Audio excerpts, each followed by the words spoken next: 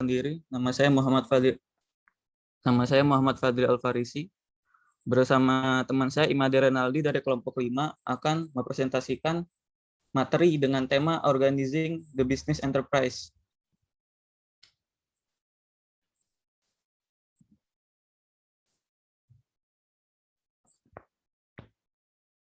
Materi ini akan lebih dijelaskan oleh teman saya Imade Renaldi. Kepada yang bersangkutan, dipersilakan. Oke, yang pertama, apa itu struktur organisasi? Struktur organisasi adalah sebuah garis hierarki atau bertingkat yang mendeskripsikan komponen-komponen yang menyusun perusahaan di mana setiap individu atau SDM yang berada pada lingkup perusahaan tersebut memiliki posisi dan fungsinya masing-masing. Penentu struktur organisasi. Organisasi, tujuan, misi, dan strategi adalah beberapa faktor yang mempengaruhi struktur organisasi perusahaan yang dinamis dan berkembang pesat. Misalnya membutuhkan struktur yang berkontribusi pada fleksibilitas dan pertumbuhan. Ukuran teknologi dan perubahan keadaan lingkungan juga mempengaruhi struktur organisasi. Struktur apapun yang diadopsi organisasi jarang tetap untuk waktu yang lama.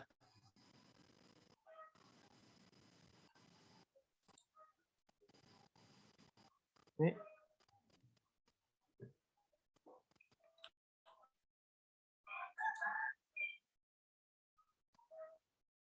Yang kedua, blok bangunan dan struktur organisasi. Sebuah bisnis besar atau kecil, titik awalnya dalam mengembangkan struktur organisasinya adalah menentukan siapa yang akan melakukan dan bagaimana orang melakukan pekerjaan tersebut.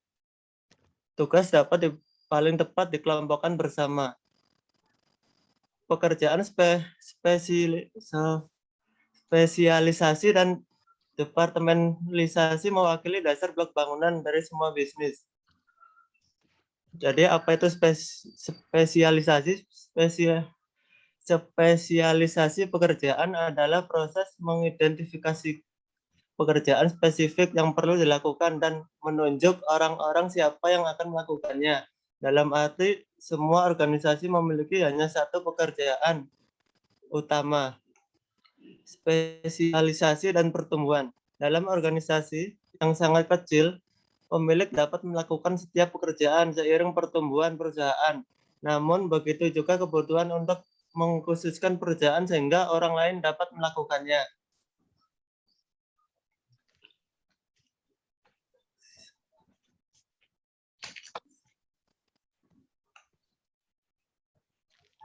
Yang C, struktur organisasi dasar.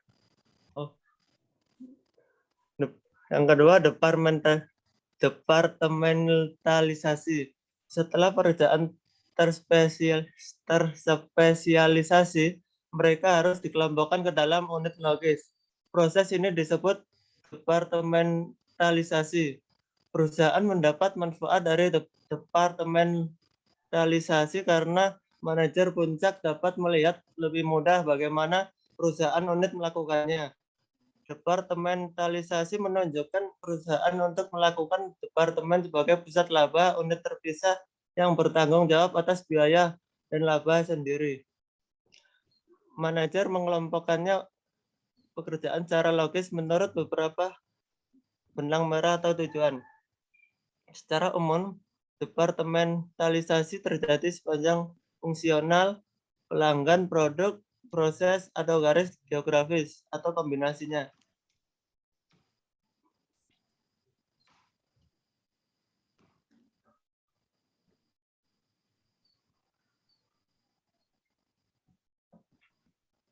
Yang C, struktur organisasi dasar. Struktur organisasi dasar terbagi menjadi 4 kategori, yaitu fungsional, divisional, proyek, dan internasional. Yang pertama, struktur fungsional. Dalam struktur fungsional, berbagai unit dalam organisasi adalah dibentuk berdasarkan fungsi-fungsi utama yang harus dijalankan untuk mencapai tujuan organisasi. Yang B, struktur divisional.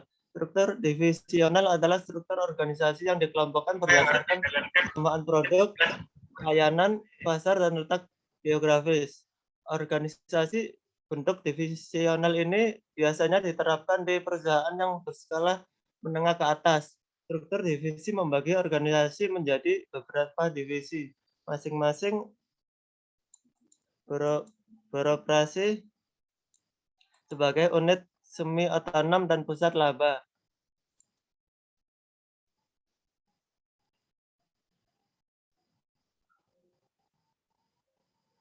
Yang ketiga, organisasi proyek. Organisasi proyek adalah sebagai sarana dalam pencapaian tujuan dengan mengatur dan mengorganisasikan sumber daya, tenaga kerja, material, peralatan, dan modal secara efektif dan efisien dengan menerapkan sistem manajemen sesuai kebutuhan proyek. Yang keempat, struktur internasional.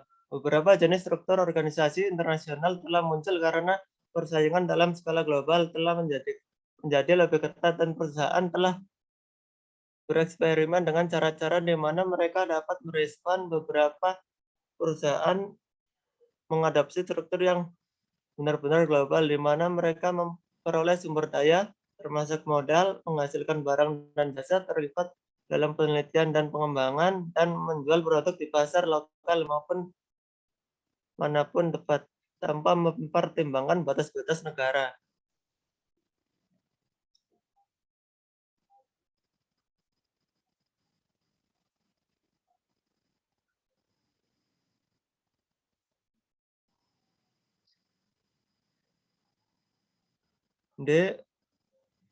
D. Organisasi informal. Menurut Winardi, organisasi informal merupakan kumpulan antara perseorangan tanpa tujuan bersama yang disadari. Meskipun pada akhirnya hubungan-hubungan yang tak disadari itu untuk tujuan bersama. Menurut Lau 1963, organisasi informal ini terbentuk sebagai indikasi adanya kebutuhan pegawai yang tidak terpenuhi oleh organisasi. Organisasi informal menurut X 1972 memiliki ciri-ciri sebagai berikut: lepas, fleksibel, tidak terumuskan, dan spontan. Latar belakang terbentuknya organisasi informal antara lain memenuhi kebutuhan manusia untuk bersosialisasi dengan orang-orang luar, terutama yang ada di sekitarnya. B. Menjadikan tempat untuk mengakomodasi kebutuhan-kebutuhan yang tidak tersalurkan dalam organisasi yang formal. Berterang, Pit. Ini terang ngomong karena cahaya ini, ya. Glowing di alun alami. Mana lu tinggal? Selanjutnya ada E, tujuan dan jenis struktur organisasi. Belum. Struktur organisasi mengidentifikasi tanggung jawab untuk setiap posisi pekerjaan dan hubungan di antara posisi-posisi tersebut. Secara umum, sebuah perusahaan ingin membentuk struktur organisasi yang memastikan bahwa semua karyawan terlibat di mana mereka dapat dibimbing dan dipantau dengan benar oleh seorang di atas mereka untuk melakukan pekerjaan mereka secara efisien. Manfaat yang didapat dengan adanya struktur organisasi dalam suatu perusahaan antara lain ada 1, membantu mencapai target perusahaan. 2, membantu dalam membuat job description karyawan. 3, membantu dalam pembagian tugas atau tanggung jawab menjadi lebih mudah dan jelas. 4, membantu untuk mengurangi konflik internal yang terjadi di dalam perusahaan. 5, membantu meningkatkan moral dan motivasi kerja karyawan dalam jenjang karir yang jelas. 6, membantu dalam perhitungan sistem remunerasi karyawan perusahaan.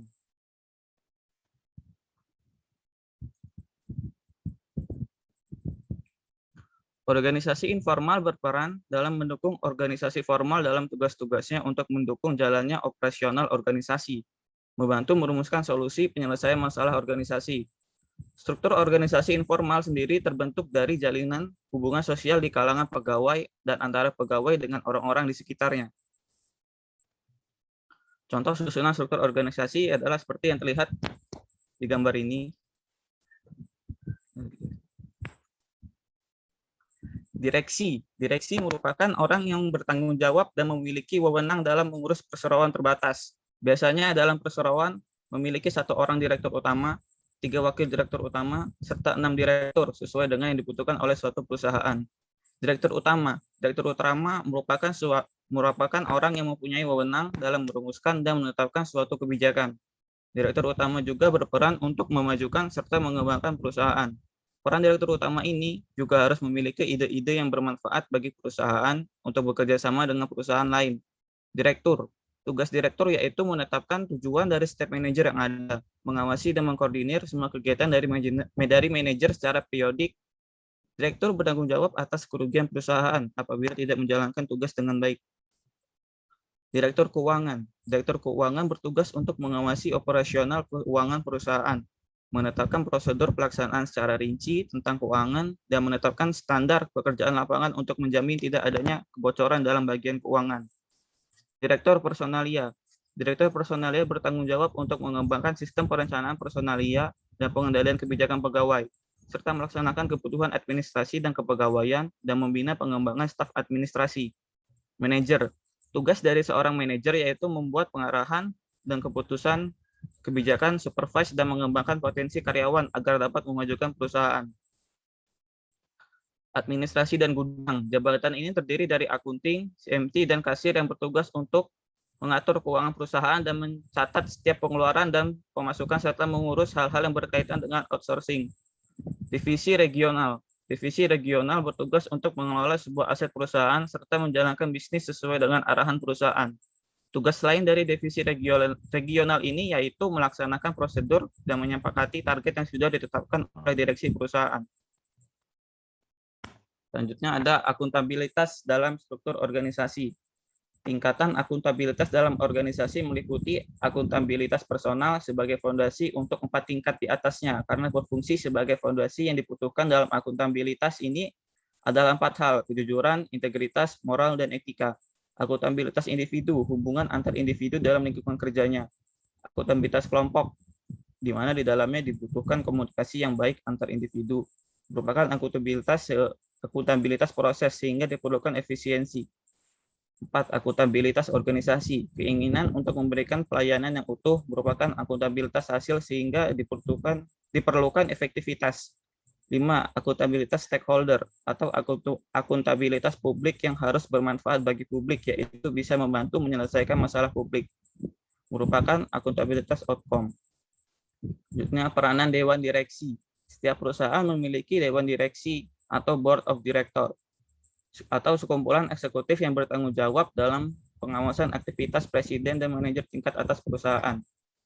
Dewan direksi secara rutin meninjau struktur perusahaan untuk memastikan apakah ia telah mendukung kinerja yang optimal sehingga dapat melayani kepentingan utama para pemegang saham dengan memberikan nilai pemegang saham. Para anggota dewan yang juga merupakan manajer perusahaan yang sama, seperti misalnya CEO, disebutkan dalam anggota dewan direksi internal, inside board members. Anggota dewan yang bukan manajer dari perusahaan disebut sebagai anggota dewan direksi eksternal, outside board members.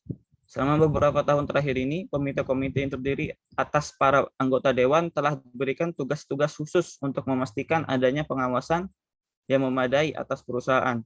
Meskipun setiap perusahaan terbuka memiliki komite-komitenya sendiri, berikut adalah komite-komite yang umum dibentuk di tiap perusahaan. A. Komite kompensasi, meninjau gaji dan rumusan kompensasi yang berlaku bagi manajer tingkat atas. B. Komite nominasi, menilai apakah para anggota dewan yang sekarang telah memiliki pengetahuan atau kemampuan yang dibutuhkan agar dapat menjadi lebih efektif di bidangnya. C. Komite audit, mengawasi perekrutan dan pekerjaan auditor eksternal yang mengaudit laporan keuangan perusahaan.